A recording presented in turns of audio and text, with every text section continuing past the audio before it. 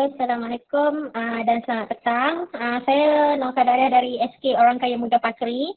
Saya akan membentangkan kajian tindakan yang bertajuk meningkatkan penguasaan mengenal huruf dan bunyi vokal menggunakan kaedah bermain dalam kalangan murid pemulihan khas tahun 1.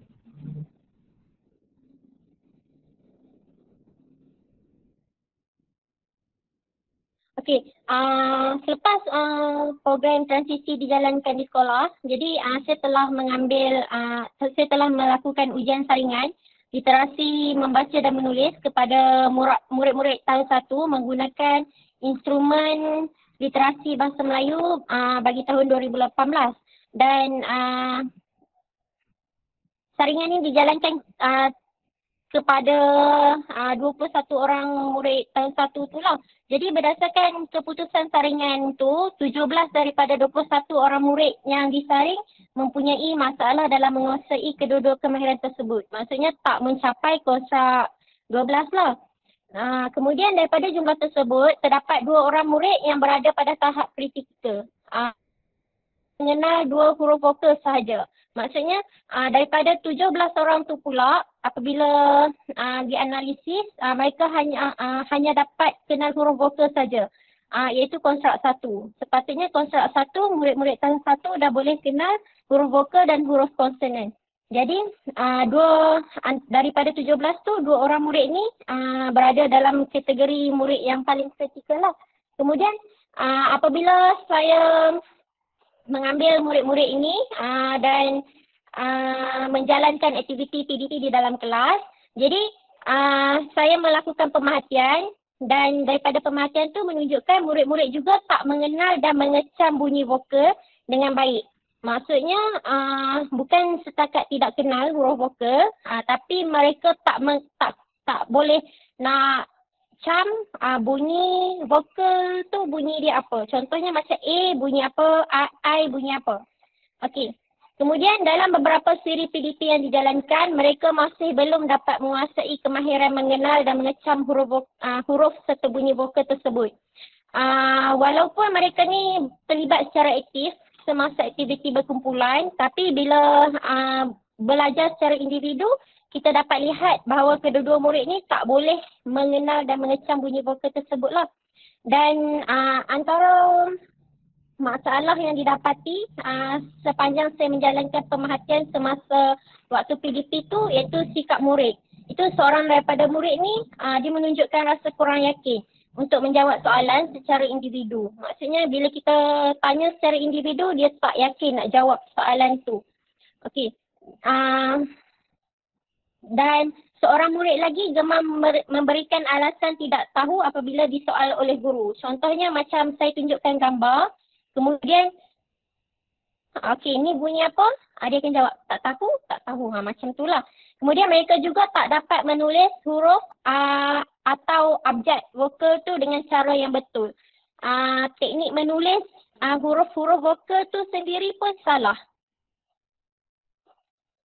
Okey, berdasarkan data saringan literasi bahasa Melayu untuk konstrak 1 sahaja, bagi 21 orang murid tersebut, ada 2 orang murid yang tak dapat kenal huruf vokal dan huruf konsonan. Kalau vokal tu bagi kedua-dua peserta kajian ni lah, kalau vokal tu hanya kenal macam 1, 2 huruf saja, tapi tak boleh nak mengecam bunyi vokal tu bunyi apa. Okey, bagi murid-murid lain pula ada 4 orang murid yang boleh kenal dan cam huruf vokal tapi masih tak kenal semua huruf konsonan yang ada. Okey, jadi daripada analisis lembaran kerja murid sebelum intervensi dijalankan, okey, saya telah memberikan latihan vokal kepada murid-murid tersebut. Jadi daripada analisis lembaran hasil kerja murid tersebut tu menunjukkan bahawa 2 orang murid ni, okey, murid yang pertama ni hanya dapat betul 1 untuk latihan yang pertama tu hanya boleh betul 1 huruf vokal saja. Maksudnya hanya tahu satu bunyi vokal tu saja, dan untuk latihan kedua dia hanya betul 2 daripada 7 soalan. Okey, untuk murid yang kedua tu pula hanya betul 2 daripada 5 soalan, dan latihan yang kedua 3 daripada 7 soalan. Daripada murid-murid lain yang 6 orang tu, yang lain tu maksudnya dia boleh kenal huruf vokal dan dia boleh cam bunyi-bunyi vokal tu lah berdasarkan latihan-latihan yang dilakukan. Okey, seterusnya ialah contoh, ini contoh saringan literasi menulis yang dijalankan. Okey, kalau kita tengok dekat situ, seorang murid tu apabila saya menyebut huruf vokal yang sepatutnya ditulis, dia tulis huruf vokal yang dia tahu saja. Maksudnya dia tak kenal pun huruf vokal tu apa, tapi dia tulis huruf yang dia tahu. Kalau tengok soalan yang kedua tu pula, sepatutnya di bawah tu sepatutnya tulis huruf konsonan, tapi di situ ada huruf-huruf vokal yang dia tulis. Maksudnya dia tak tahu apa itu huruf vokal tu, dan dia tulis berdasarkan apa yang dia tahu sajalah. Dan murid yang kedua tu, dia hanya boleh tulis huruf O dan A tu saja. Yang huruf-huruf lain, dia memang tak dapat tulis. Okey. Ini contoh analisis lembaran kerja yang dijalankan sebelum saya melakukan intervensi kepada murid-murid 2 orang peserta kajian ni lah. Okey, seterusnya kita refleksi. Okey, punca apabila dapat kenal pasti 2 orang murid ni bermasalah dalam mengenal dan mengecam huruf vokal ni, antara punca yang saya boleh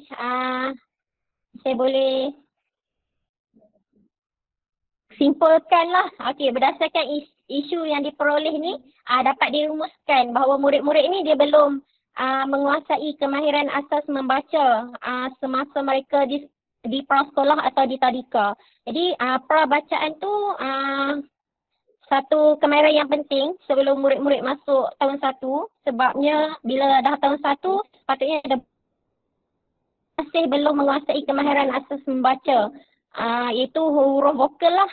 Okey, kemudian semasa proses PDPR yang berlangsung pada tahun lepas, telah memberi kesan terhadap proses pembelajaran mereka. Mungkin mereka ni tergolong antara murid yang mempunyai masalah untuk mengikuti proses PDPR. Jadi dia memberikan kesanlah kepada proses pembelajaran murid untuk mengenal kemahiran asas membaca dan menulis tu. Okey, keterbatasan mereka untuk mengikuti aktiviti PDPR telah menyebabkan murid ketinggalan dalam pelajaran berbanding rakan-rakan sebaya yang lain. Kemudian melalui aktiviti yang dijalankan juga didapati tahap keupayaan mereka dalam pembelajaran juga lebih lemah berbanding rakan sebaya yang lain.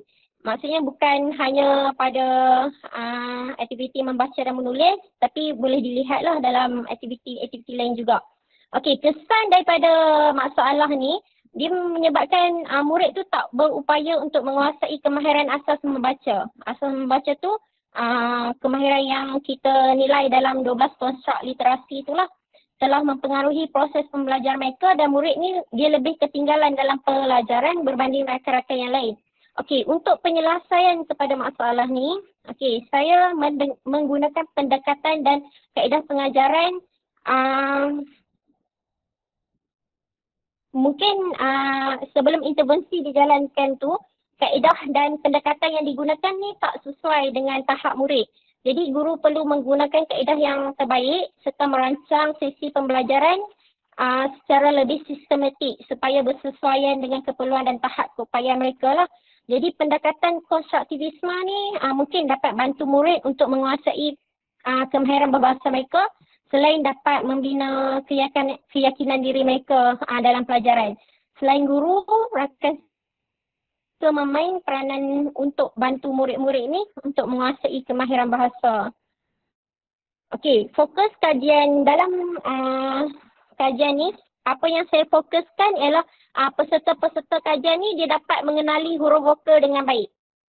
Jadi fokus untuk kajian ni untuk mereka dapat kenal dan cam bunyi huruf vokal dengan baik. Kemudian kemahiran mengenal abjad merupakan asas kepada kemahiran membaca. Jadi kalau murid ni dia tak berupaya untuk mengenal abjad, terutamanya 5 huruf vokal, dia akan mempengaruhi penguasaan mereka dalam kemahiran membaca. Kemudian melalui data saringan literasi membaca dan menulis, saya telah mengenal pasti masalah yang mereka hadapi dalam kemahiran bahasa. Jadi dalam kajian ini saya akan memfokuskan kepada kemahiran mengenal, mengecam, menyebut bunyi huruf serta menulis huruf vokal tu dengan tepat. Okey, pemilihan kaedah bermain ni sebagai intervensi kajian kerana bermain dapat membantu proses pembelajaran dan perkembangan awal kanak-kanak. Okey, dalam kajian tindakan ni, saya menggunakan gelong kajian tindakan Canis and McTaggart 1998. Okey, dalam gelong kajian ni, yang pertama ialah mereflect, itu melakukan refleksi dalam PDP. Kemudian daripada saringan Linus dan literasi, saya dapat kenal pasti masalah dan melakukan refleksi untuk proses PDP saya. Kemudian saya merancang pelan intervensi, itu menggunakan kaedah bermain, dan alat ukur intervensi yang digunakan dalam kajian ini ialah pemerhatian terhadap tingkah laku murid dan pencapaian murid semasa aktiviti PDP sebelum dan selepas intervensi dijalankan. Ujian, itu ujian yang menggunakan saringan yang diagnostik serta analisis dokumen daripada hasil lembaran kerja murid. Okey, tanda aras untuk kajian ni ialah penguasaan murid dalam mengenal huruf dan bunyi vokal. Okey, dalam kitaran bertindak ni, aktiviti yang pertama saya membentuk huruf vokal, melakukan aktiviti bermain iaitu membentuk huruf vokal menggunakan plastisin.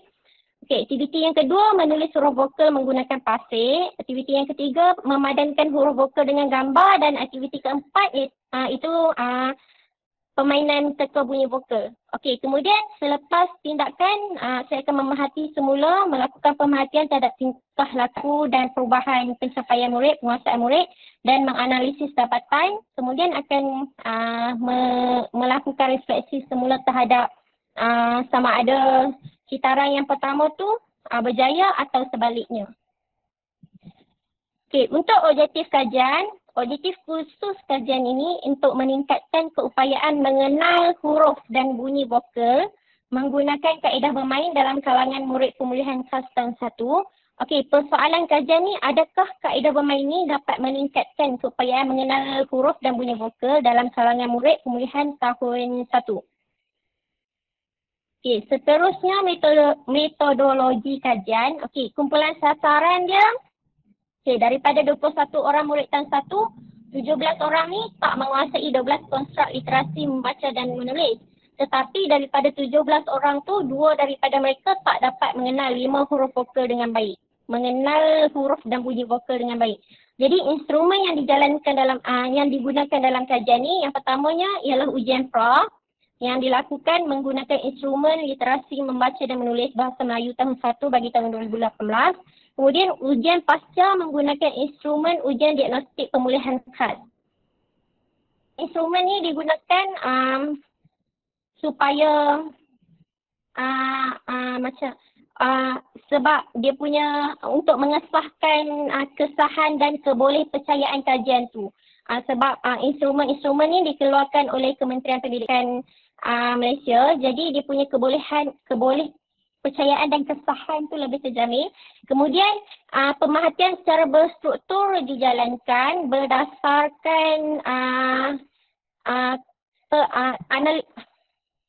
senarai semak pemerhatian ni dibina berdasarkan instrumen literasi membaca dan menulis serta instrumen ujian diagnostik pemulihan khas. Okey, kemudian analisis dokumen ni ialah menganalisis hasil kerja murid selepas intervensi dijalankan. Okey. Kemudian kaedah kajian ialah kajian kualitatif dan data dianalisis secara deskriptif. Okey, prosedur tindakan kajian. Okey, permasalahan peserta kajian dapat dikenal pasti melalui ujian pra dan pemerhatian semasa aktiviti PDP dijalankan. Kemudian oleh itu pemerhatian secara berstruktur telah dilakukan sebelum, semasa dan selepas intervensi dijalankan.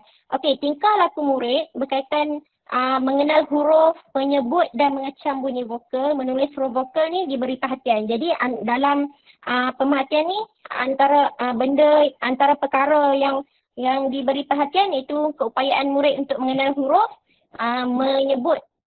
menyebut bunyi huruf vokal tu mengecam bunyi huruf vokal dengan berdasarkan gambar dan menulis huruf vokal dengan betul.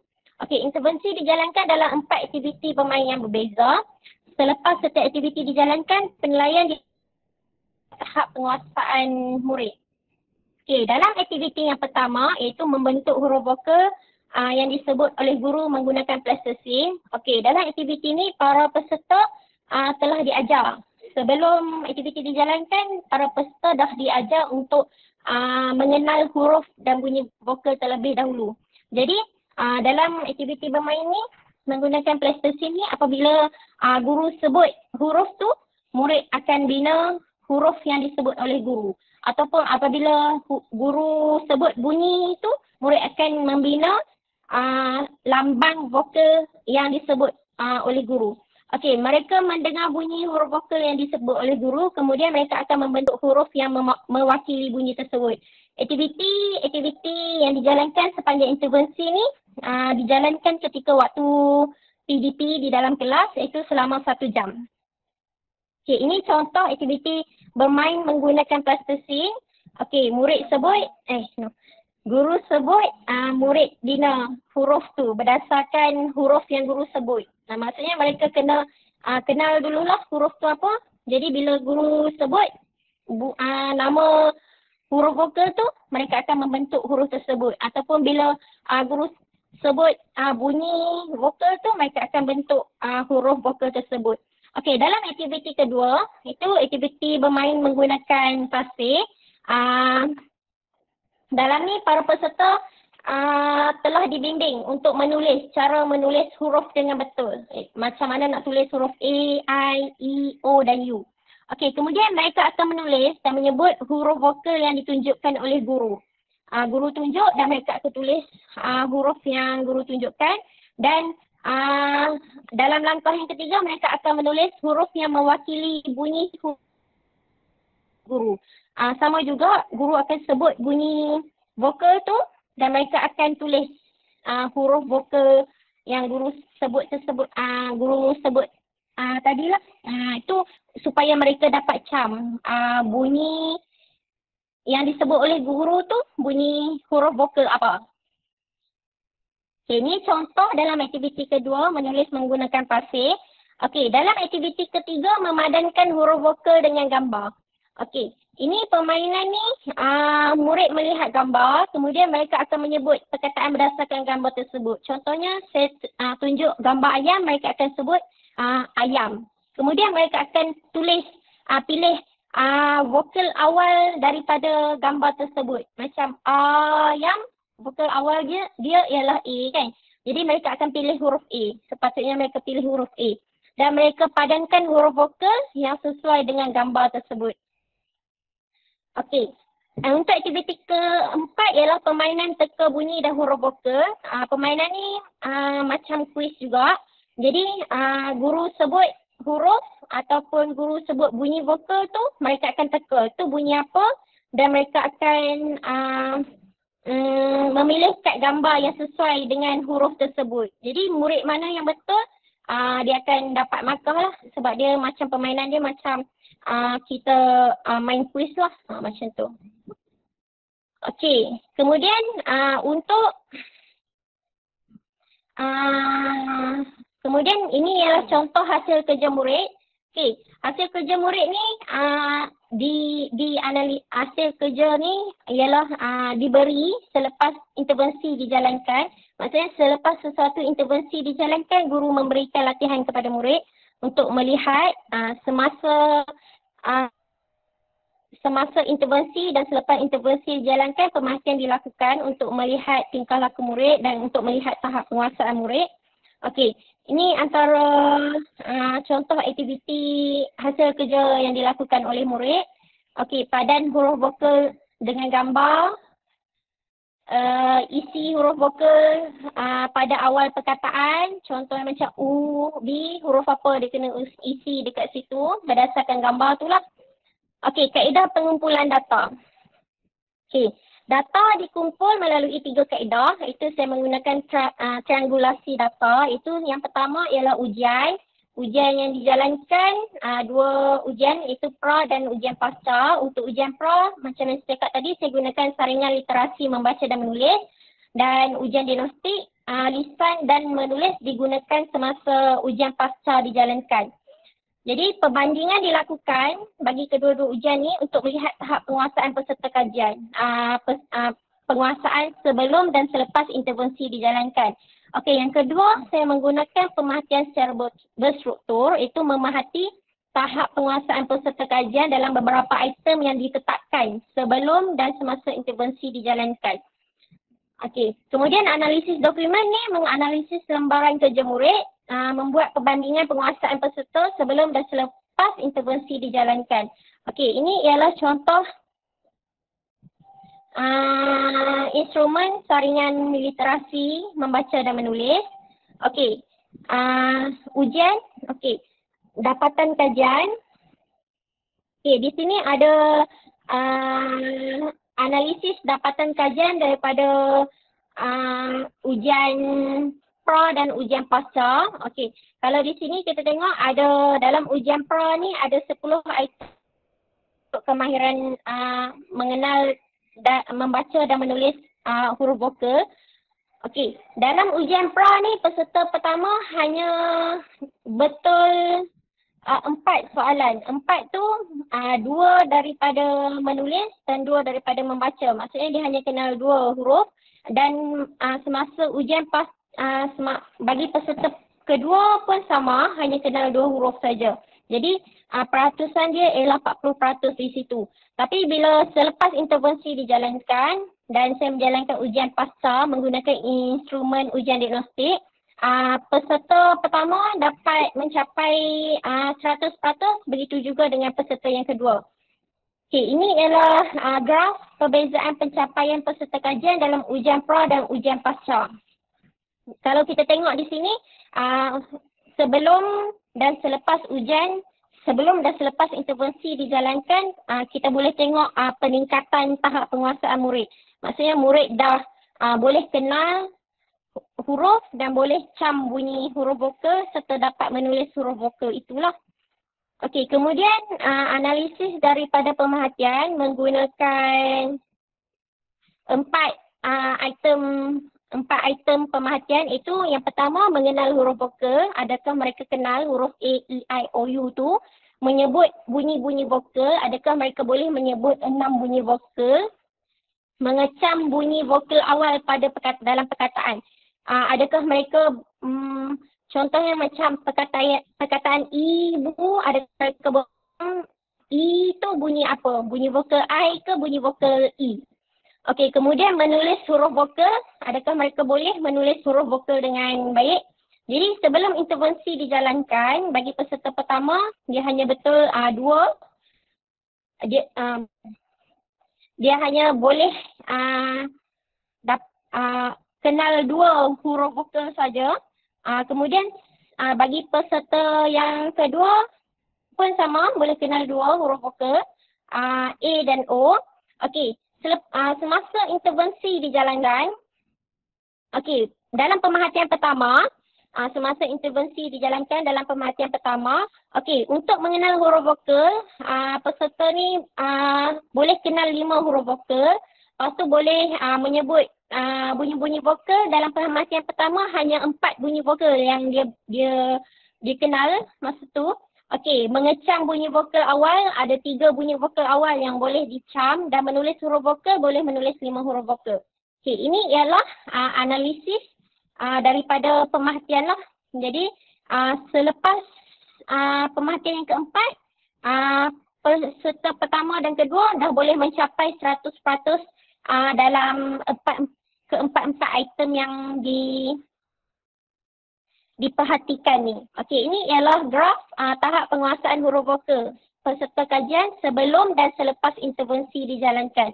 SI ni sebelum intervensi, P1 pemerhatian pertama, pemerhatian kedua, pemerhatian ketiga dan pemerhatian keempat. Kat sini boleh tengok peningkatan tahap peningkatan penguasaan murid dalam mengenal dan mengecam huruf dan bunyi vokal. Okey, yang ketiga ialah analisis dokumen. Saya menganalisis lembaran kerja yang diberikan kepada murid selepas intervensi dijalankan. Okey, ada 5 latihan yang dianalisis di sini. Okey, dalam latihan yang pertama, peserta dapat menulis 5 daripada 5 huruf vokal. Maksudnya dia mengenalilah 5 ke-5. Okey. Latihan pertama ialah latihan menulis. Jadi dia dapat mencapai 100%. Okey, latihan kedua, ketiga, keempat dan kelima untuk mengenal huruf dan bunyi vokal. Jadi dalam latihan yang kedua, peserta pertama hanya mencapai 50%.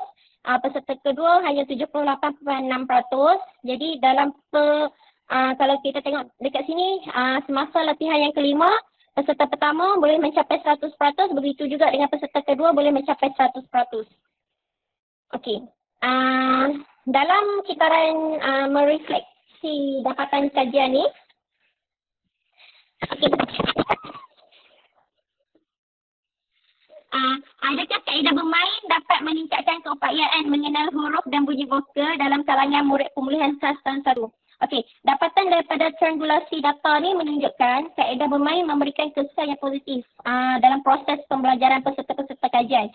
Peningkatan penguasaan murid dalam fokus kajian dapat dilihat melalui dapatan ujian, pemerhatian dan analisis dokumen sebelum, semasa dan selepas intervensi dijalankan. Jadi, bila kita tengok peningkatan penguasaan murid dalam mengenal dan mengecam huruf dan bunyi vokal ni, kita boleh rumuskan bahawa kaedah bermain tu dapat membantu murid untuk mengenal dan mengecam huruf serta bunyi vokal. Peserta kajian bukan hanya mengenal huruf, malah menguasai bunyi-bunyi vokal dengan baik. Okey, kalau ada 5 huruf vokal, jadi mereka juga dapat kenal 5 huruf vokal dan mengenal 6 bunyi vokal dengan baik. Dengan lebih baik berbanding sebelum intervensi dijalankan. Okey, untuk perbincangan kajian, okey, bermain merupakan suatu proses yang dapat memberikan kesan terhadap motivasi dan perasaan. Aktiviti bermain merupakan fitrah semula jadi kanak-kanak. Jadi di peringkat awal perkembangan kanak-kanak ni, aktiviti bermain merupakan faktor penting yang dapat membantu proses pembelajaran dan perkembangan kanak-kanak. Okey, menurut Teng dan Fikri Ismail 2020, aktiviti atau pedagogi berasaskan bermain yang diaplikasikan secara berstruktur dapat membantu penguasaan bahasa Melayu murid prasekolah. Oleh itu, dalam pembelajaran kanak-kanak, proses pengajaran mestilah santai dan selari dengan fitrah kanak-kanak yang sukakan bermain. Okey. Cadangan tindakan seterusnya, saya perlu menambah baik aktiviti bermain yang dirancang agar dapat menarik minat dan motivasi murid secara berterusan. Okey, menstrukturkan kitaran perancangan, pengorganisasian, pelaksanaan, ujian dan penilaian bagi setiap aktiviti bermain yang dijalankan. Maksudnya setiap aktiviti bermain ni dia ada penstrukturan dari segi perancangan dia, pengorganisasian dia, pelaksanaan, ujian dan penilaian. Okey, menggunakan pendekatan bermain dalam kemahiran-kemahiran bahasa yang lain. Sekian, terima kasih.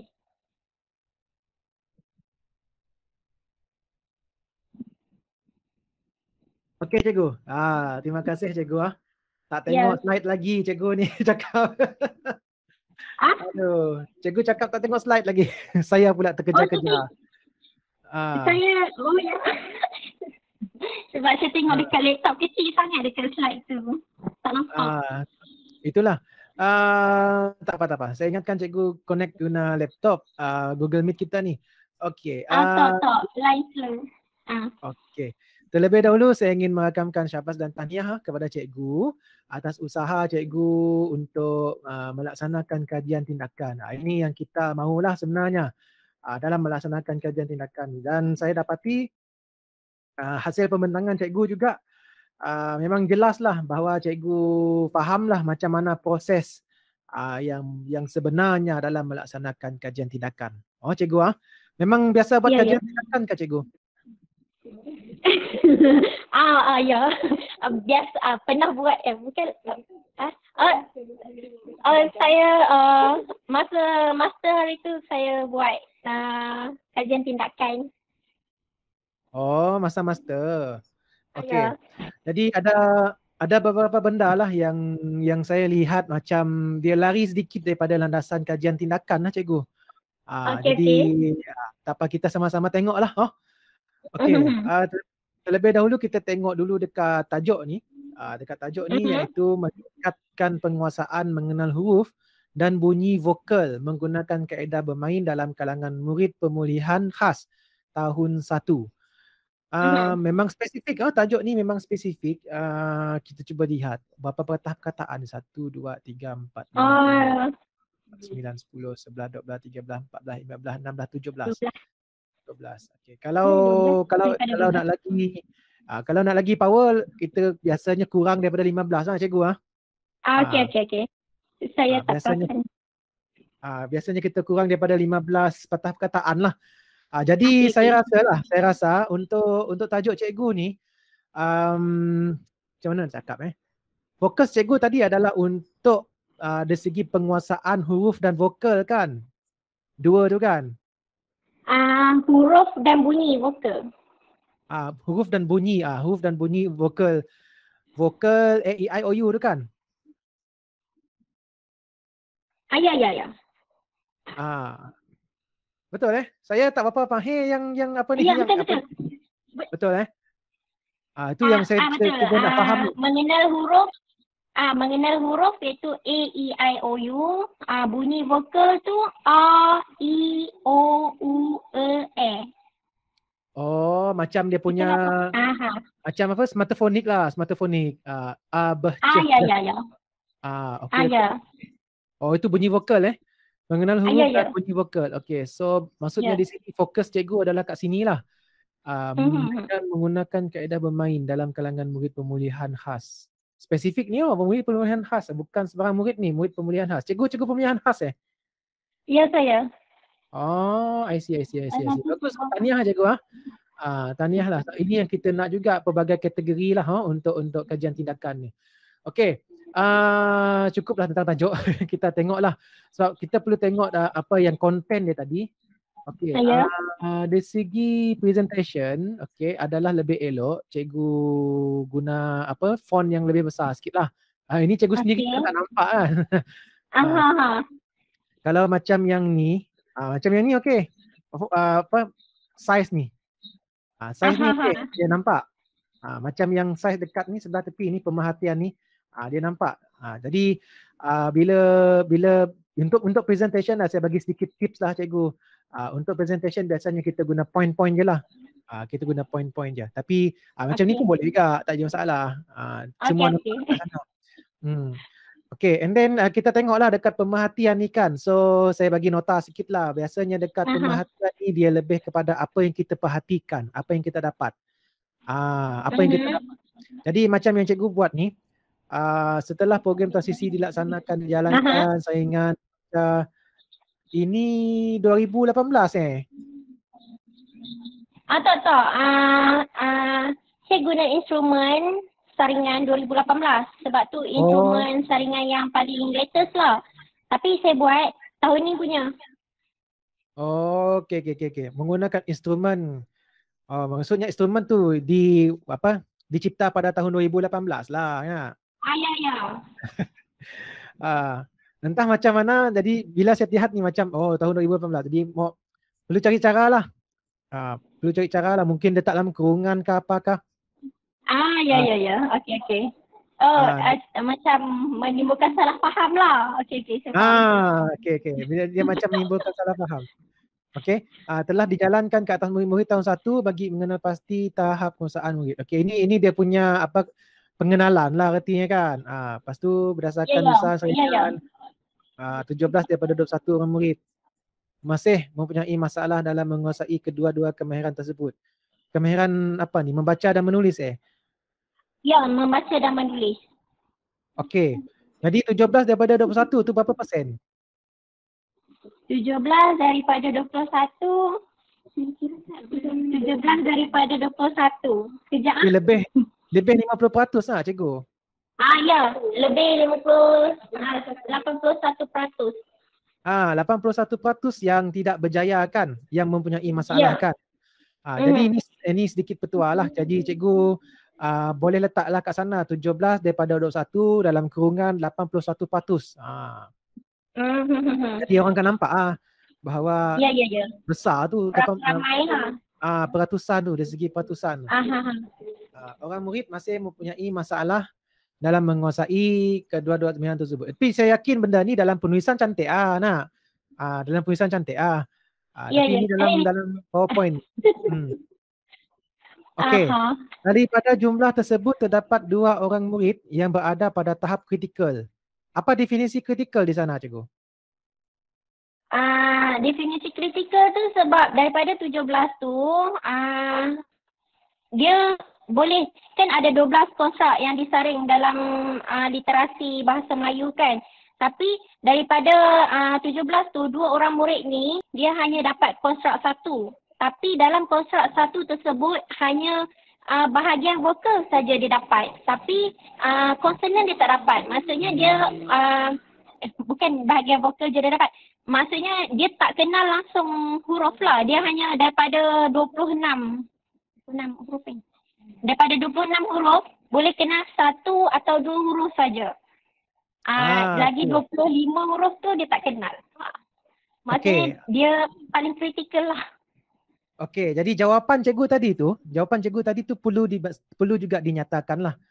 Dia tak cukup macam yang cikgu buat ni, mereka hanya dapat mengenal 2 huruf saja kan. Sebenarnya ada lebih lagi penjelasan tadi kan. Macam cikgu dia dapat konstrak 1, yang itu pun perlu dinyatakan juga. Okey. Yang cikgu buat ni okey dah, just nak tambah baik sikit lah. Okey, kemudian yang last kali tu adalah pemerhatian yang dijalankan semasa aktiviti PDP dalam kelas menunjukkan murid-murid ini tak dapat mengenal dan mengecam bunyi vokal. Murid-murid ini merujuk kepada siapa? Yang 2 orang kah ataupun yang tu 17? Yang 2 orang tu saja, peserta kajian. Oh, dia sambung ayat ni. Okey. So maksudnya bila kita baca macam ni tau. Bila kita baca ni, umpamanya cikgu punya fokus kajian adalah kepada 2 orang budak ni. Betul? Betul 2 orang budak ni? Ya, betul. Okey. So 2 orang budak tu saja. Okey, dari segi penceritaannya, dari segi susun atau layout apa semua memang cantik terbaik cikgu. Tahniah cikgu. Okey. Jadi ini yang saya katakan daripada pembentang sebelum ini, yang mana pemerhatian ni lebih kepada data dan menjadi rasional kepada apa tindakan lanjut kita. Jadi macam yang cikgu buat ni dah cun dah. Dan juga tidak dapat mengenal dan mengecam bunyi-bunyi vokal dengan baik. Okey. Bab lepas ni kita ada ni ada beberapa lain lah. Yang cikgu pun dah nyatakan di sini dalam beberapa siri PDP mereka masih belum beberapa siri mereka terlibat aktif dalam kumpulan sikap murid. Ini semua pemerhatian cikgu. Ya. Okey. Yang ni cikgu perlu hati-hati sikit lah sebab bila dalam pemerhatian kan dia macam ni tak ada masalah sebab yang mula-mula dia ada keluarkan data. Ada keluarkan nombor. Ambil contoh yang 2 orang murid apa semua tu kan. Lepas tu yang pemerhatian itu adalah dia punya pemerhatian kalau diikutkan dia kena keluarkan data. Macam ni lah. Yang ini adakah yang ini data pemerhatian ke apa? Bukan nak? Ini ialah data Ini ialah data ujian pra. Data ujian pra. Yang saya nak tanya adalah bahagian ni yang dekat last kali ni, pemerhatian yang bawah kali ni, pemerhatian yang dijalankan. So pemerhatian tu berapa kali yang menyatakan bahawa murid itu dapat mengenal dan mengecam bunyi vokal? Ada tak? Pemerhatian tu pemerhatian tu saya melalui itu mana dia? Yang lembaran kerja tu, pemerhatian lembaran kerja murid tu. Analisis lembaran kerja sebelum intervensi dijalankan. Okey. So yang itu pun dah dikira tau. Cumanya cikgu letak nombor lah. Apa Berapa nombor? banyak nombor lah, nombor. Pemerhatian tu berapa kali cikgu buat perhatian, Oh, okey, okey, okey.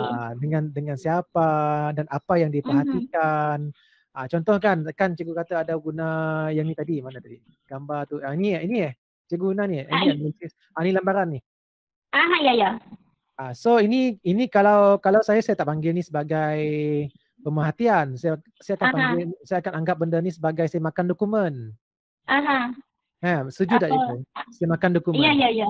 Ya, ya. So jadi dekat ayat mula ni kita ada eloknya tukar pemerhatian ni, kita buatlah tukar kepada Analisis dokumen.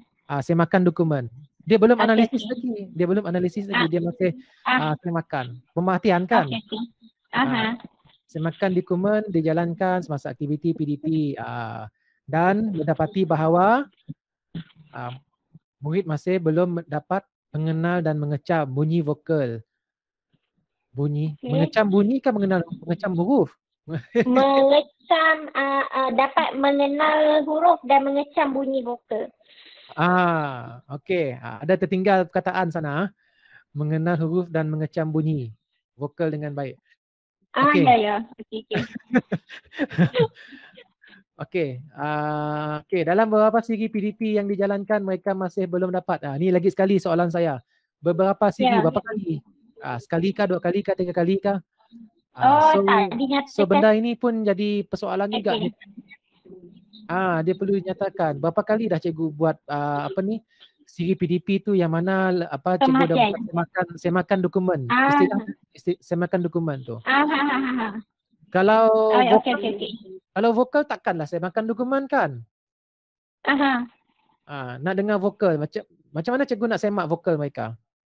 Oh, tu melalui pemerhatian masa buat aktiviti dalam kelas tu kan. Macam pemerhatian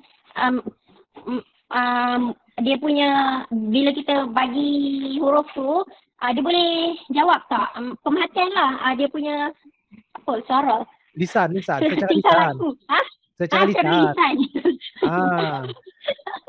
Pemerhatian secara lisan. Ya, pemerhatian secara lisan. Jadi cikgu perlu tambah baiklah dekat sini cikgu. Tadi tu saya makan dokumen.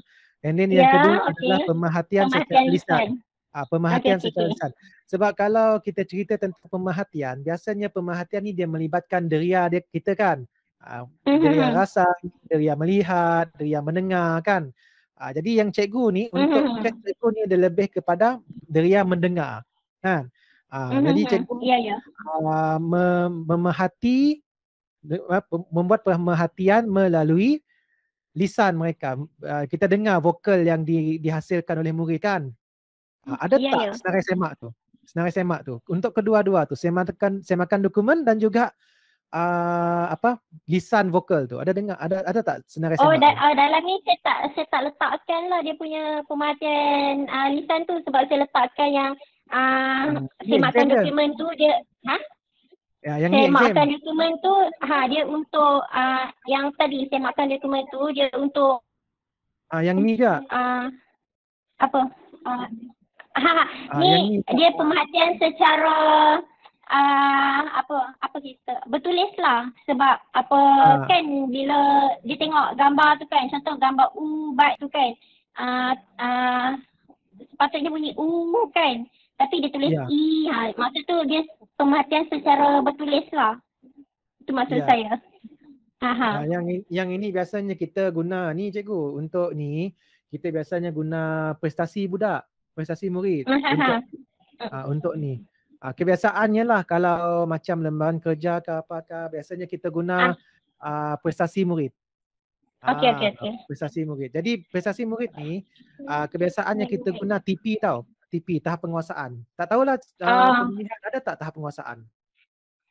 Pemulihan dia ikut kemahiran. Kemahiran pemulihan lah. Kemahiran pemulihan khas. Kalau bahasa Melayu ada 32.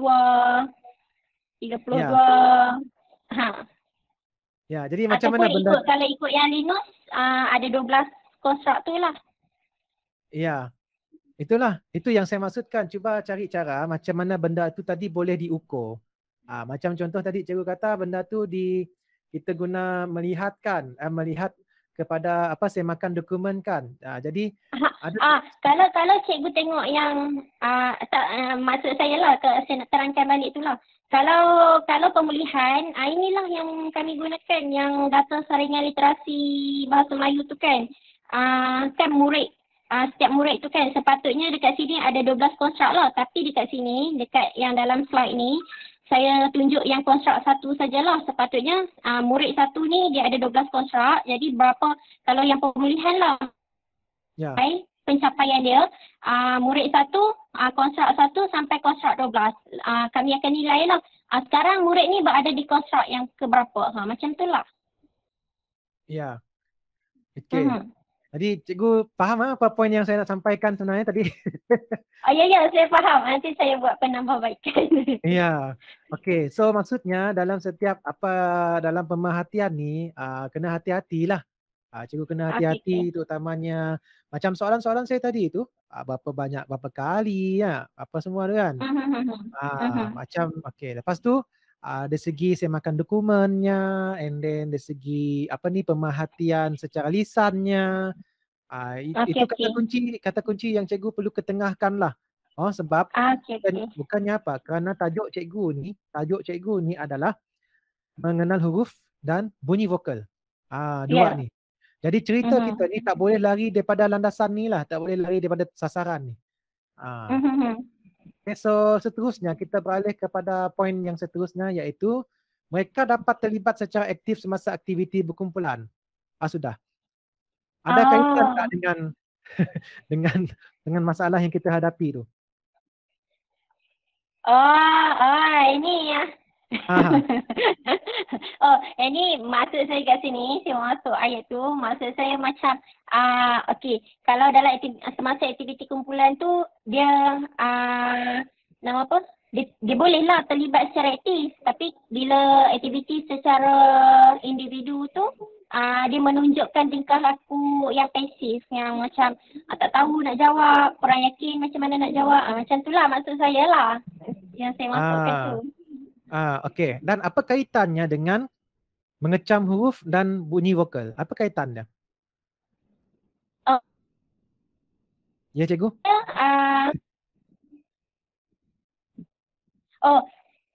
Macam yang saya cakap tadi itulah, yang secara aktif tu semasa aktiviti pembelajaran huruf vokal tu, bila aktiviti secara berkumpulan, maksudnya macam saya tanya, saya tunjukkan huruf vokal tu kan, kemudian saya tanya, okey ini bunyi apa? Bila ramai-ramai tu semua menjawab, dia pun sekali jawab lah. Dua-dua peserta kajian ni pun sekali jawab lah. Tapi kalau saya tuju khusus untuk 2 orang ni saja, dia menunjukkan tingkah laku yang pasif lah. Itu maksud saya. Okey. Yang itu kan. Yang itu kan, kalau saya lah cikgu, kalau saya tak anggap tu, saya tak akan anggap tu sebagai aktif cikgu. Kalau saya lah, saya tak akan anggap tu sebagai aktif. Kalau saya anggap benda tu sebagai dia parasit tau. Parasit. Menimpa. Dia duduk menempel je. Dia tengok orang lain baca ba. Dia pun ikut ba juga. Dia follow je tau. Dia jenis followers. Bagi saya dia bukan aktif. So yang itulah sikap murid lah, betul lah sikap murid kan, tapi nak kata aktif tu tak boleh lah juga. Nak kata aktif tu tak boleh juga. Dia kita boleh kata dia melibatkan diri dalam kumpulan boleh. Dia bersama kumpulan boleh. Tapi kalau kita kata dia aktif dan dia juga interaktif, itu memang tak dapat lah. Itu memang tak dapat lah. Sebab daripada cerita cikgu ni saya faham macam tu lah cikgu. Ya. Setuju tak cikgu? Ya. Okey. Jadi sebab kita tahulah macam bila kita dengan budak ni kan, dengan budak-budak ni, bila kita ramai-ramai setujulah dia orang ni kan bersatu teguh bercerai roboh. Bersatu teguh bercerai roboh. Jadi bila kita nak test orang seorang-seorang kan. Kita test budak tu seorang-seorang. Jadi bila part tu lah yang dia akan jadi lemah. Tapi untuk tujuan motivasi, tak jadi masalah ramai-ramai. Dia akan terikut-ikut, dia akan melibatkan diri secara aktif. Itu untuk tujuan motivasi, minat, no problem. Tapi sekarang ni saya dapat lihat cikgu punya fokus adalah dari segi penguasaan. Kan? Penguasaan kan? Penguasaan mengenal huruf dan vokal kan? Dan sebutan vokal. Okey. Mereka juga tak dapat menulis huruf dan abjad dengan betul. Ni dah lain dah. Tadi mengenal. Kejap saya kena tunjuk balik. Tadi cerita mengenal, yang ni cerita menulis pula. Ni menulis huruf dengan cara yang betul. Sudah. Yang mana satu fokus cikgu di sini? Mengenalkan, menuliskan, menyebut. Tak, bukan. Maksud saya kat sini yang saya dalam pemerhatian ni kan. Okey, yang mengenal, yang mereka juga tidak dapat menulis huruf dengan betul tu, maksudnya cara nak menulis huruf vokal tu sendiri pun salah. Itu maksud saya. Sebab tu dalam pemerhatian saya, dalam pemerhatian semasa intervensi tu, dekat situ ada sekejap lah.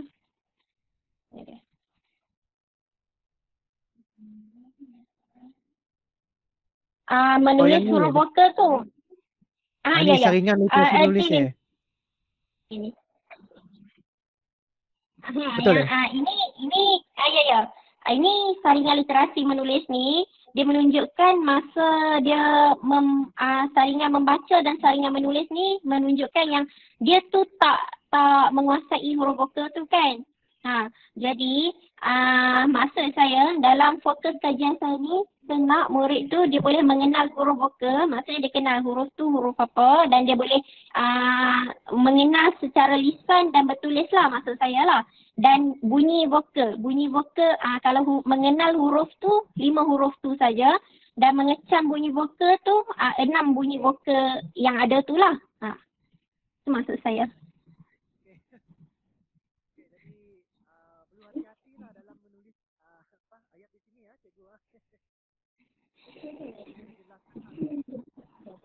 Tak dengar cikgu. Apa dengar? Boleh? Okey. Dah dengar, dah boleh dengar. Okey, jadi yang ini dia merujuk juga kepada 2 orang tu kan? Mereka yang tak dapat menulis tu, 2 orang kan? Okey. So, sebenarnya ini lebih kepada apa yang cikgu buat ni, dia dah macam masuk dekat refleksi tau.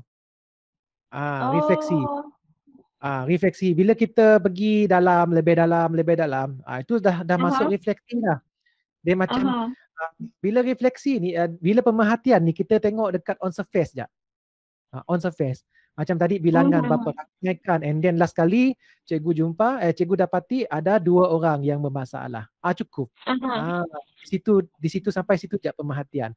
Lepas tu bila masuk dekat refleksi, ni semua ni yang cikgu tunjuk ni, yang data saringan apa semua. Ni semua ni apa tu? Data saringan ni adalah pemerhatian lah, betul lah ni. Cumanya yang ini kita panggil sebagai data mentah. Okey.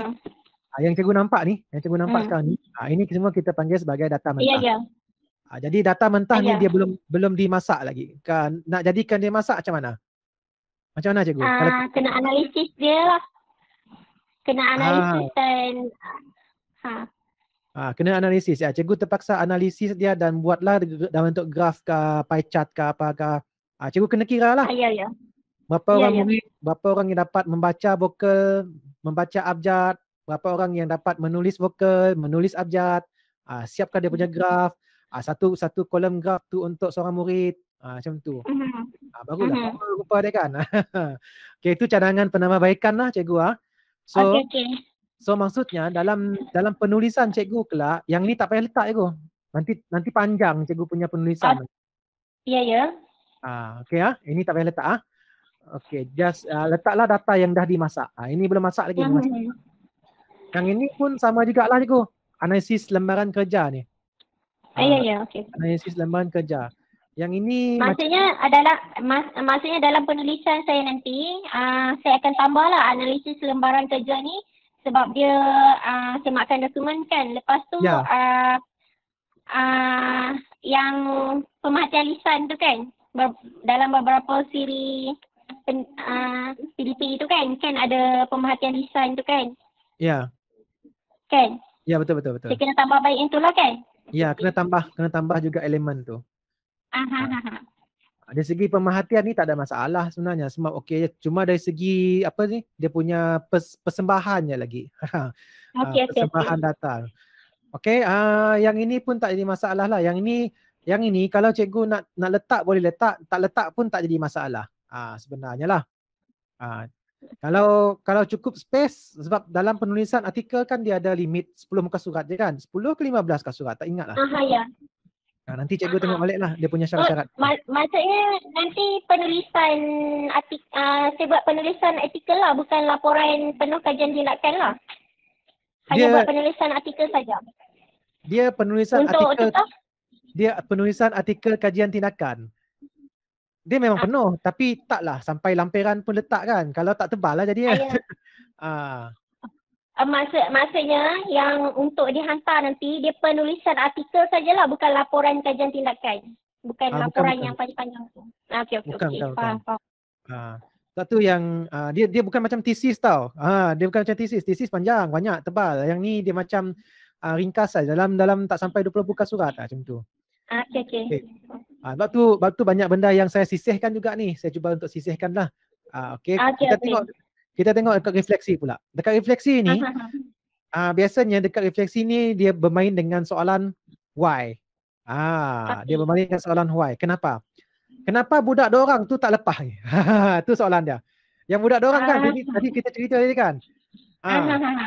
Kenapa budak dorang tu tak lepas-lepas lagi? So punca-punca dia macam ni lah. Berdasarkan isu dapat dirumuskan bahawa murid ini belum menguasai kemahiran asas membaca semasa mereka berada di prasekolah atau tadika. Wow, statement. Hati-hati setengah statement ni.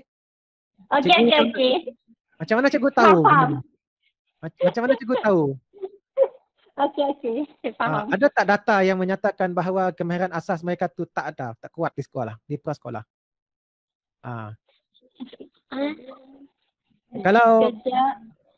Kalau cikgu ada data tu, cikgu masuk dekat pemerhatian. Faham Okey. Ya, faham. Dia tak jadi masalah juga sebenarnya ayat ni. Kalau ayat ni tak jadi masalah kalau dekat pemerhatian tadi tu cikgu ada masukkan data macam mana prestasi mereka di prasekolah dulu. Tapi kalau cikgu main letak macam ni, tak ada dokumen, tak ada benda eviden untuk menyokong, habislah. Okey. Itu yang pertama. Yang kedua, proses PDPR berlangsung tahun lepas telah memberi kesan terhadap proses pembelajaran mereka.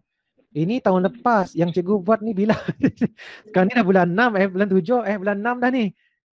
Ya. Yang cikgu buat kajian ni bila? Bulan berapa? Tak apa. Maksud saya yang tulis ayat ni macam nak katalah kenapa mereka lagi, maksudnya mungkin dia terkesan daripada proses PDPR yang berlangsung pada tahun lepas tu. Maksud saya macam itulah yang saya tulis ayat ni. Oh, macam tu. Okey. Sebab bukannya apa, sebab bila dalam refleksi ni, punca ni, walaupun kita nak keluarkan idea-idea kita, tapi biarlah idea ataupun hujah tu tadi ada dokumen yang menyokong. Ada eviden yang menyokong. Jadi untuk itu lebih selamat kalau cikgu kata berilah data dekat pemerhatian mula-mula tu. Dekat pemerhatian tu cikgu bagi tahulah bahawa prestasi murid semakin menurun sejak adanya PDPR. Bila dekat pemerhatian dah cakap macam tu, dekat bahagian refleksi, barulah kita boleh kita huraikan lagi. Kita huraikan. Sebabnya dekat bahagian refleksi ni biasanya saya cadangkan cikgu untuk guna tools analisis. Tool untuk membuat refleksi. Ambil contoh, cikgu boleh guna SWOT analysis. Okey. Ataupun cikgu boleh guna RCA. RCA tahu tak? Pernah kenal? Pernah dengar RCA? Ya. Root cause analysis. Ha. Ataupun cikgu juga boleh guna 5Y. 5Y. Okey. 5Y ni apa ni? Biasa kita panggil sebagai nama dia apa? Bangau o bangau. Bangau o bangau. Kata o kata. Bangau o bangau. Kenapa engkau kugusan? Dia kata why? Kenapa? So biasanya untuk apa kita nak mencari bangau o bangau tu proses tau. Macam kita nak tanya kenapa budak yang dua orang tu tak lepas lagi apa ni vokal apa huruf tak kenal, vokal pun salah-salah sebut ya. Jadi kita tanya kenapa. Bila sampai ke soalan kenapa tu, dia akan boleh jadi benda tu tak ada data. Dia tak ada data yang biasa kita pegang. Dia akan jadi data yang luar biasa seperti contoh kita pergi menyiasat. Kita pergi menyiasat budak ni kan, budak ni dua orang ni bermasalah ni. Aku nak tengok lah. Aku nak tengok macam mana family dia kat luar, kat rumah. Cikgu pun pergi keluar rumah, tengok macam mana persekitaran rumah. Contoh. Ataupun cikgu boleh interview budak tu. Cikgu panggil budak tu, tanya khabar. Tanya khabar, sembang-sembang sikit pas semua. Cikgu siasat.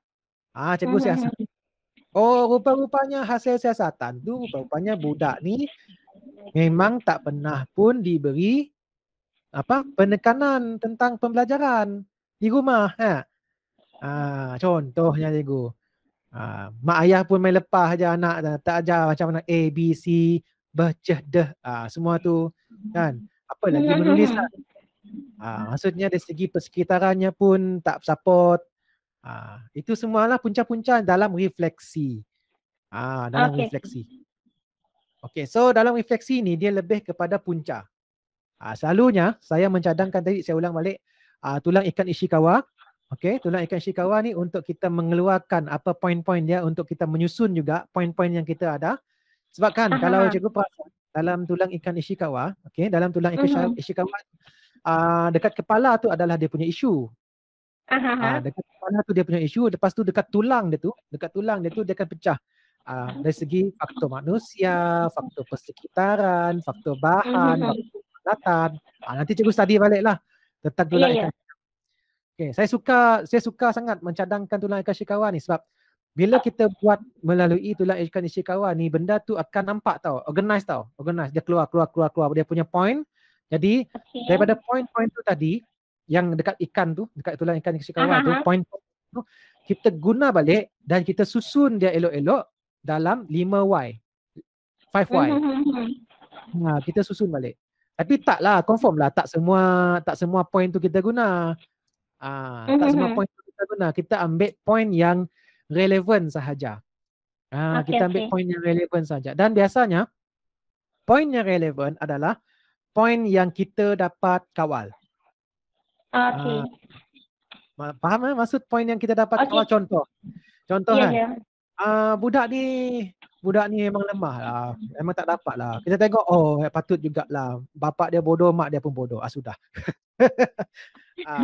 Faham. Benda tu memang kita tak dapat kawal. Tapi tak elok lah kita buat macam tu lah. Macam faktor-faktor genetik macam tu tak sesuai lah dimasukkan. Tak sesuai lah. Ataupun termasuklah satu lagi kita boleh kata, sebab sekolah kami ni memang sekolah infrastruktur dia rendah, internet tak kuat, apa semua.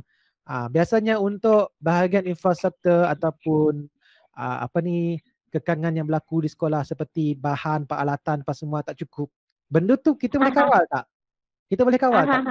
Memang susah biasanya pentadbir sekolah je lah yang dapat kawal benda tu kan. Itu pun susah-susah juga pentadbir nak mohon, tak payah pergi jauh lah untuk repair sekolah, pergi repair kelas. Itu pun susah-susah juga nak dapatkan dana kan. Itu yang dari segi benda yang boleh kawal dan benda yang tak boleh kawal. Okey. Dari segi kesan dan penyelesaian tu biasanya kita letak tau. Kita tak letak dalam refleksi. Sebenarnya cukup lah. Yang bagi apa? Biasa kita letak kita cukup dekat punca lah. Sampai Ah, punca sajalah. Okey, okey. sampai punca.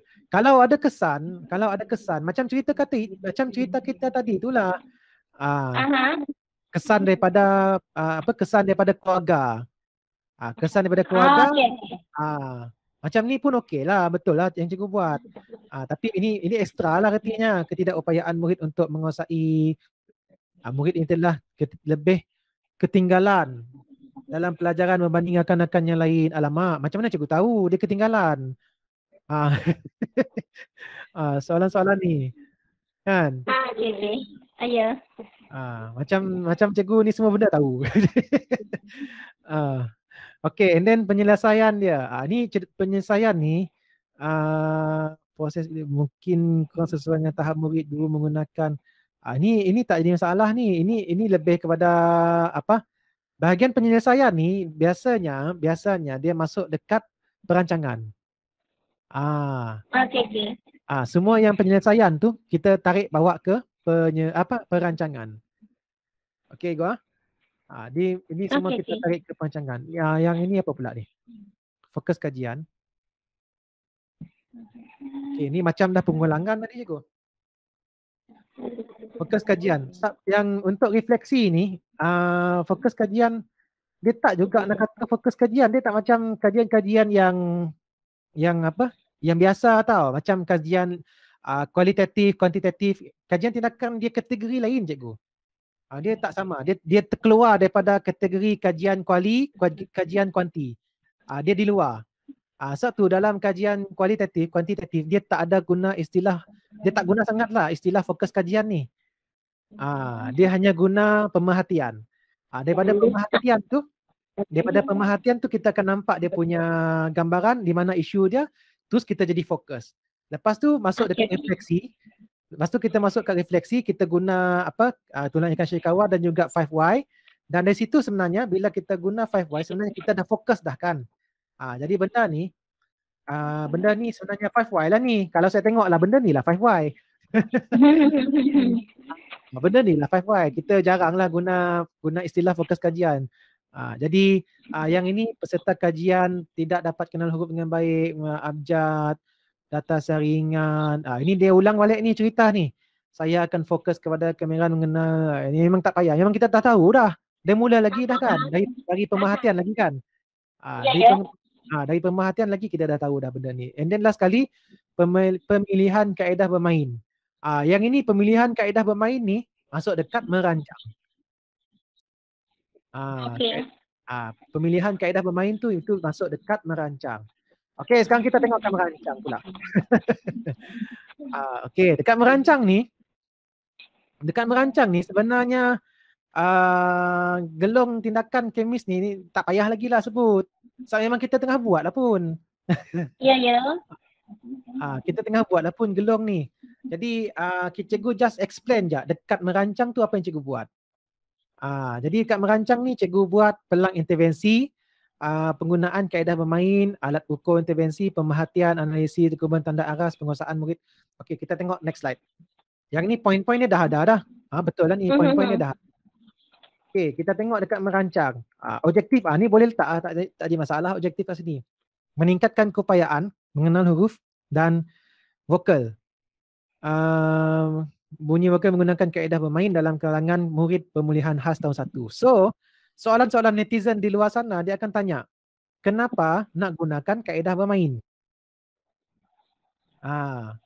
Jadi soalan-soalan saya tu cikgu, cikgu boleh take note dan cuba cari jawapan dia kelak. Sebab benda tu cikgu perlunya cikgu letak dalam penulisan cikgu. Okey. Kenapa cikgu guna kaedah bermain? Apa rasionalnya? Adakah bila guna kaedah bermain dekat dua orang budak tu tadi akan menunjukkan peningkatan? Kalau ya, apa bukti cikgu? Kenapa cikgu berkata sedemikian? So bukti tu kena ada juga. Ada tak setakat ni cikgu? Rasional kaedah bermain tu kah? Ya. Tu lah. Dapatan kajian tu lah. Maksudnya bila saya gunakan intervensi tu intervensi yang saya gunakan tu ialah kaedah bermain kan. Tapi kaedah bermain tu saya perkataan dia. Bermain tu saya bagikan dia kepada 4 aktiviti tu. Kan? Jadi daripada 4 aktiviti tu, lepas dia buat 4 aktiviti tu, bila nampak peningkatan dia dalam kemahiran dalam fokus kajian tu menunjukkan bahawa macam kaedah kajian tu bagi kesan lah terhadap pembelajaran murid tu. Okey. Okay. Saya tak tahulah apa definisi cikgu untuk kaedah bermain. Sebab apa yang saya nampak yang cikgu sebut tadi ada 4 aktiviti tu kan. Sekejap. Persoalan kajian adakah okey, ini persoalan kes sasaran. Sekejap. Daripada 21, 12, 2 daripada 17 murid tak dapat. Okey, ini kumpulan sasaran. Okey, ini tak jadi masalah sebab ini dalam bahagian merancang. Cikgu mensasarkan okey, instrumen, okey, ini tak jadi masalah. Kaedah kajian memang tak lain lah. Dia adalah kajian tindakan. Dia bukan kajian kualitatif, dia adalah kajian tindakan. Padahal dalam kajian tindakan kita melibatkan survey, kita juga melibatkan kuesioner. Soal sidik. Interview, temuduga. Ya. Kalau diikutkan memang dah tinggi dah level kajian tindakan ni, tapi dia tak begitu detail macam kajian kuali dan kuanti. Okey, data dianalisis secara deskriptif. Itu tak payah sebut lah. Itu tak ada disebut lah. Okey. Dekat sini prosedur tindakan. Prosedur. Mana nombor 1? Permasalahan. Ini kalau diikutkan, prosedur ni tak perlulah dinyatakan sangat prosedur ni. Dia yang perlu cikgu nyatakan adalah macam mana permainan tu dilakukan. Yang ni yang penting. 1, 2, 3, 4 ni. Ini yang penting dalam penulisan melaksanakan tindakan.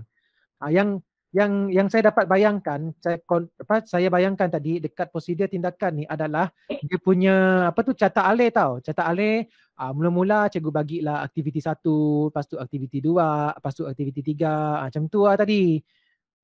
Okey. Tapi yang ni macam lain. Ini dah keseluruhan kajian cikgu.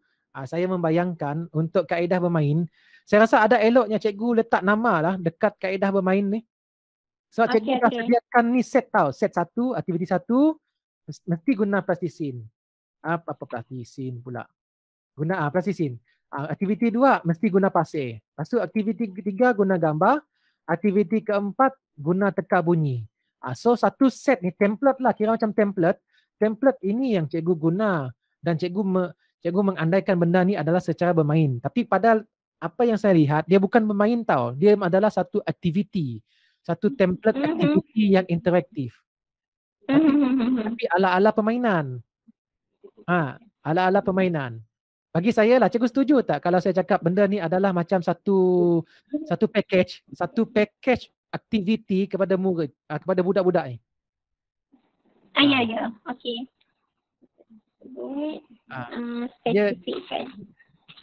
Dia macam package tau. Kalau saya lah, kalau saya tak tahu cikgu lah, cikgu boleh fikirkanlah lagi lah. Saya ni cakap jadi cikgu.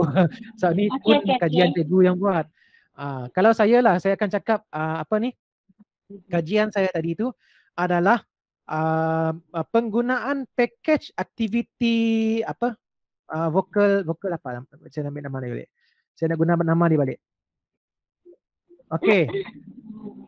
Meningkatkan penguasaan mengenal huruf dan bunyi vokal dengan menggunakan package activity interaktif. Activity interaktif menggunakan PAI. Package activity interaktif dengan menggunakan PAI dalam kalangan murid pemulihan khas tahun 1. Kalau saya akan beri jenama lah. Okey.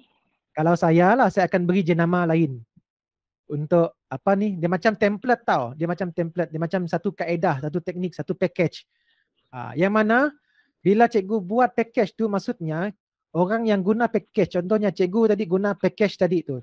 Satu set aktiviti 1, aktiviti 2, aktiviti 3, aktiviti 4. Jadi satu set aktiviti tu tadi cikgu guna berjaya untuk meningkatkan meningkatkan penguasaan huruf dan bunyi vokal dekat sekolah cikgu. Mana tahu dekat sekolah lain, contohnya macam di Buan Mapal kah, dia tengok, bagus betul ni cikgu pemulihan ni di orang kaya muda Pekeri Paloh ni. Dia pun nak cuba. Dia pun cubalah. Dia guna 4 aktiviti yang sama. Sebiji macam apa yang cikgu buat. Kan dah ada jenama dah kat sana kan. Kalau cikgu nak letak menggunakan package kadar. Package kadar nama cikgu. Sekatilah package Q kah. Cikgu letaklah branding kat sana. Ini cadangan saya lah cikgu. Sebab saya nampak, apa yang saya nampak, ini merupakan satu kekuatan sebenarnya untuk cikgu. Tahniah cikgu.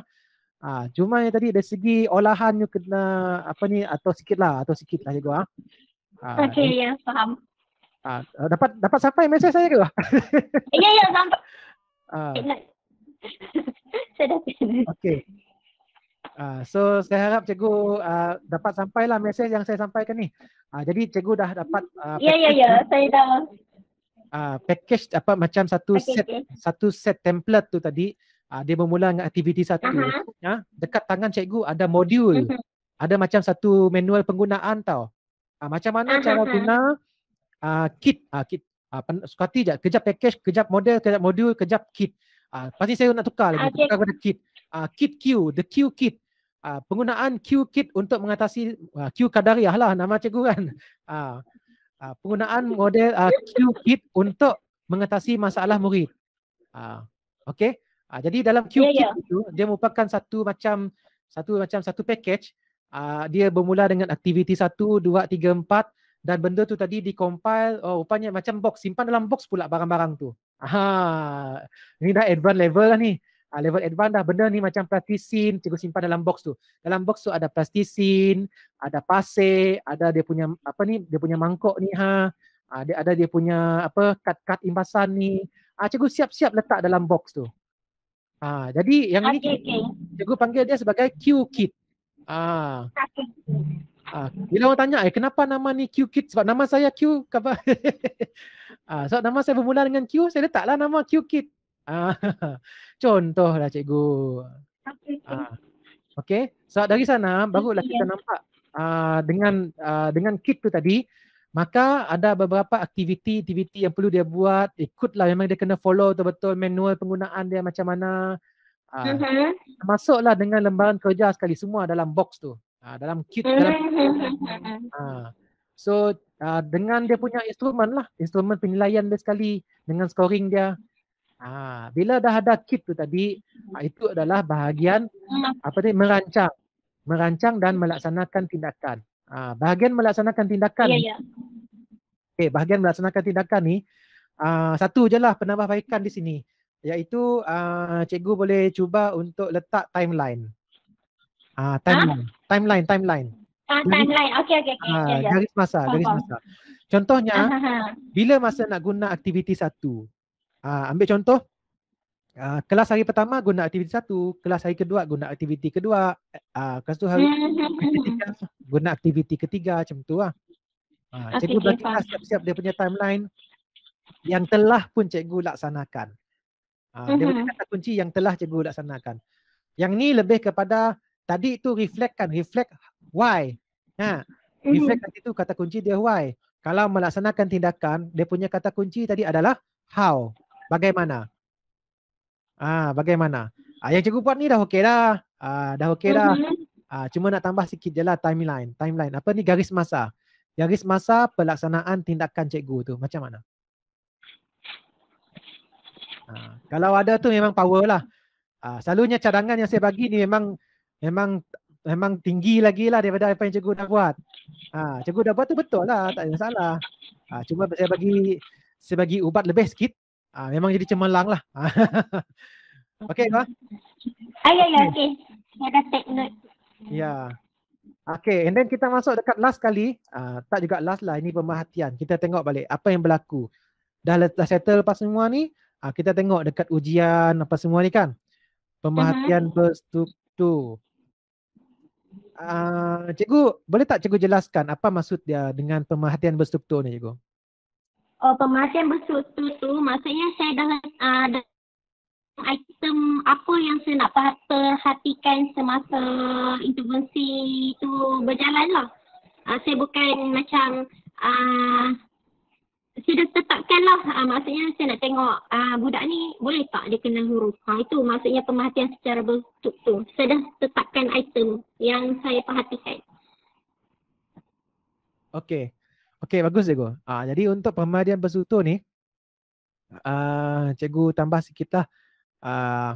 Tapi kalau penulisan penuh baguslah sebenarnya. Penulisan penuh cikgu boleh letak apa ni, dia punya contoh pemerhatian berstruktur kan. Tapi untuk yang apa ni penulisan jurnal kita ringkas je lah. Mungkin cikgu boleh letak lah apa dapatan dia. Sebab bukannya apa, dalam kitaran 2A ni adalah pemerhatian dia lebih kepada dapatan. Macam ni. Macam ni. Inilah dapatan kajian. Okey? Dapatan kajian. So sebenarnya untuk ni cikgu dah boleh dah terus straightforward masuk dekat sini macam ujian kan. Cikgu terus dah keluar bakal ujian ni. Okey. Yang ni pun sama. Ini dah okey dah. Ni dah okey dah, tak ada masalah. Ni dah okey dah. Ni dah okey dah. Nampaklah sebelum selepas. Kalau ni dah boleh bagi A ni untuk pemerhatian ni, dapatan ni. Okey cikgu? Bagus. Ya. Okey. Okey, so dekat perbincangan. Perbincangan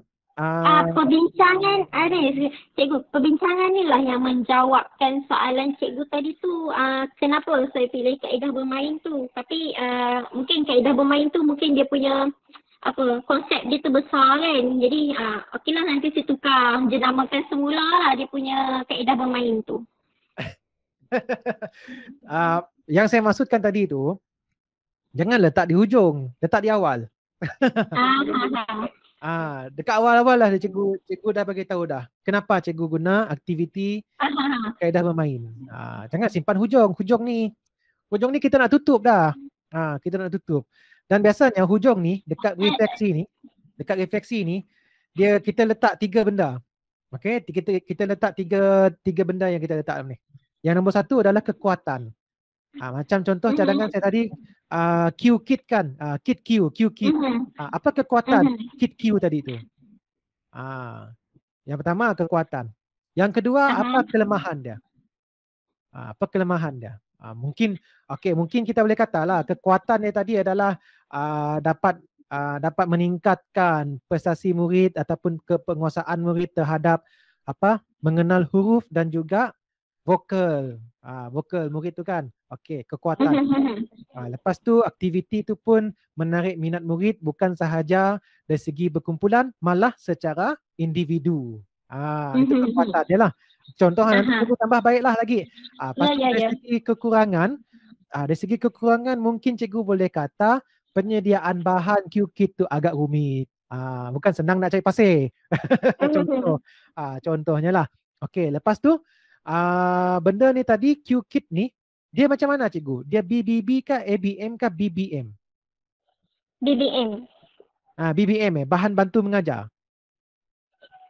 BBB, bahan bantu belajar. Budak yang pegang kah cikgu yang pegang ni? Maksudnya budak bawa balik rumah tu? Tak.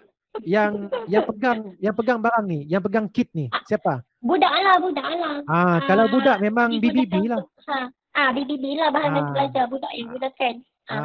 Kalau ABM, BBM, budak tak pegang, dia cikgu je pegang. Ya. BBB, bahan bantu belajar. Jadi yang ini memang BBB lah, bahan bantu belajar. So untuk itu, cikgu cakap lah, mungkin kekangannya tadi adalah menyediakan kit tu. Sebab kita nak sediakan ikut bilangan murid. Makin banyak murid, makin berat lah rasa kita nak sediakan bahan tu. Dengan laminatnya lagi, dengan pasir lagi, dengan plastisinya lagi, tak cukup nak. Itu adalah dia punya kelemahan. Kekangan. Macam tu. Jadi dah settle bahagian kelemahan kekangan tu, kita masuklah. Last kali apa dia? Cadangan penambah baikan. Apa contoh cadangan penambah baikan? Mungkin cikgu kata cikgu boleh ringkaskan aktiviti tu daripada 4 aktiviti kepada 2 aktiviti sahaja. Contoh. Ataupun cikgu boleh kata aktiviti tu tadi cikgu buat dalam bentuk aplikasi apps. Buat dalam bentuk apps, tapi apps tu dalam bentuk offline. Offline. Jadi maksudnya apps tu bila budak tu ada line, dia download lah siap-siap. Dia download siap-siap, lepas tu dia install dalam telefon bapak dia kah, telefon mak dia kah, ataupun tablet kah. Bila dah install, dia main lah benda tu. Itu untuk for future lah cikgu for Okey, future. okey. Okay. Jadi Ya. bila dah lengkap tu, jadi cikgu sebenarnya dah bersedia untuk masuk ke kitaran yang berikutnya. Lepas refleksi apa tadi? Lepas refleksi ada merancang. Merancang. Kan lepas ni kitaran 2A kan, 2A merancang. Kan dia bermula dengan pemerhatian. Lepas pemerhatian refleksi, lepas refleksi merancang, lepas merancang kita pusing balik pergi dekat tindakan. So, sekarang ni kita tutup dekat sini lah. Perbincangan kita tutup terus. Okay. Jadi cukup lah. Okay. Saya rasa banyak juga cadangan saya ni. Banyak juga cadangan yang saya dah bagi dengan cikgu ni. Ada apa-apa nak tambah ke, nak tanya ke apa cikgu? Saya nak tanya, maksudnya dalam penulisan artikel nanti, dalam penulisan artikel kajian tindakan ni, dia tak ada tinjauan literatur kan? Literatur. Ada, memang ada. Ada? Memang ada. Tapi dia tak adalah dia punya bab dia sendiri. Dia tak ada bab dia sendiri. Dia main masuk je. Okey. Dia main masuk je. Macam contoh saya bagi tahu yang mula tadi tu, bahagian memerhati tu. Kenapa cikgu guna apa ni yang bermain? Cikgu terus masuklah literature tu dalam tu. Okey, saya faham maksud cikgu sekarang. Okey. Sebab saya ingatkan dia ada satu bab dia sendiri kan nanti, tinjauan literatur tu. Maksudnya dia tak ada satu bab dia sendiri, tapi macam biasalah dia akan masuk dekat bahagian refleksi apa semua tu lah kan. Kalau itu bezanya dengan kajian-kajian yang biasa kita buat, macam kajian kuanti ke kuali kan. Dia ada beza lah. Kajian tindakan ni dia taklah sedetail macam tu, sedetail kajian kuanti dengan kajian kualitatif. Kajian tindakan kalau benda tu ada kaitan, ada apa kajian-kajian yang lepas yang ada kaitan boleh masuk terus. Boleh masuk terus. Cuma yang tadi kalau cikgu ada ilmu dalam kajian kualitatif, benda tu boleh jadi bonus kepada cikgu. Boleh jadi bonus kepada cikgu. Ambil contoh kan cikgu tadi ada buat temu bual. Contoh dekat pemerhatian kan ada refleksi tu kan. Dekat bahagian refleksi cikgu guna temu bual yang mana cikgu sembang-sembang lah dengan budak kan, apa yang berlaku, kenapa dia tak dapat skor apa semua tu kan. So cikgu boleh guna kata-kata budak tu, cikgu boleh guna kata-kata budak tu, letaklah dia punya quotation dia balik dalam penulisan cikgu, terus masuk. Dia tak ada chapter dia sendiri tau. Dia main masuk je. Okey. Contohnya macam kita interview dua orang budak. Okey, biasalah dalam mana-mana temu bual, kita perlu ada protokol temu bual kan. Kita ada protokol temu bual dan kita perlu buat transkrip. Itu proses panjang dia. Tapi biasa kita tak lapor lah benda tu dalam kajian tindakan. Kita ambil shortcut, kita buat juga kita punya protokol temu bual, kita buat juga transkrip. Lepas tu daripada transkrip tu kita analyse mana satu mempunyai domain yang sama cerita dia. Contoh dia kata dia masih lemah. Dua-dua budak ni cerita masih lemah. So dalam perenggan cikgu tu cikgu kata kedua-dua murid ini dia kata masih lemah dalam mengenal huruf. So seperti kata-kata berikut, titik-titik. Budak ni, saya kan cikgu, titik-titik. Masih tak tahulah mana satu huruf ni, titik-titik. Titik-titik. Lepas tu kata belakang tu kalah, budak A. Dia main masuk terus. Untuk kajian tindakan dia masuk terus. Tapi kalau betul cikgu buat kajian kualitatif, memang detail. Saya rasa nak nangis buat kajian kualitatif lah. Tempoh hari. Kajian kualitatif memang detail lah. Saya pernah buat kajian kualitatif. Okay. So ada soalan lain? Tak ada. Itu saja. Okay. Nanti kalau cikgu dah selesai tambah baik apa semua, cikgu boleh rujuklah dekat panduan penulisan kajian tindakan tu. Ada dalam YouTube tu. Ada dalam YouTube tu, cikgu boleh tengok balik lah. Just follow je dia punya tata cara dia. Dah siap penulisan, buat sekali dia punya video pembentangan cikgu. Video pembentangan. Maksudnya Ada video pembentangan saya juga. kena rakam. Okey. Yang untuk video pembentangan tu selalu saya cadangkan cikgu jangan banyak sangat cerita hal teori, banyakkan cerita hal macam mana penggunaan barang tu di sekolah. Macam tadi kan kit Q, kit Q, macam mana benda tu digunakan oleh budak. Okey. Ataupun kalau tak ada budak, cikgu boleh demo lah, cikgu je lah demo macam mana guna benda tu, penggunaan.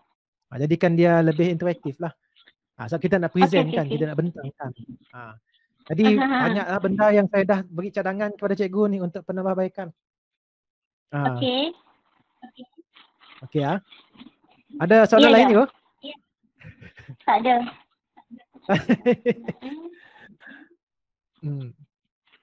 Okey cikgu?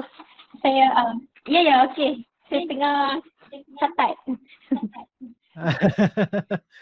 Okey, kalau tak ada apa-apa lain kita boleh tutup lah. Okey, semoga yang terbaik kepada cikgu, insya-Allah. Cikgu faham dan jelas lah macam mana kajian tindakan ni, dan saya minta lah kajian tindakan ni janganlah berhenti sampai di sini, sebab kajian tindakan ni adalah satu amalan kita sebagai seorang cikgu. Amalan kita sebagai cikgu. Jadi adalah sebaiknya memang kajian tindakan ni kita guna untuk kita tengok balik macam mana cara kita bantu murid dengan bantu kita sendiri. Sebenarnya bila melalui dengan adanya kajian tindakan ni kita dapat buat refleksi dan kita dapat muhasabah diri kita balik. Macam mana cara kita dapat bantu budak dengan cara yang terbaik. Mungkin bukan sebab kita, mungkin sebab daripada orang lain, faktor luaran ke apakah. Kita tengoklah macam mana. Okey cikgu, all the best. Sehingga kita berjumpa lagi. Assalamualaikum. Terima kasih. Tahniah. Assalamualaikum warahmatullahi wabarakatuh.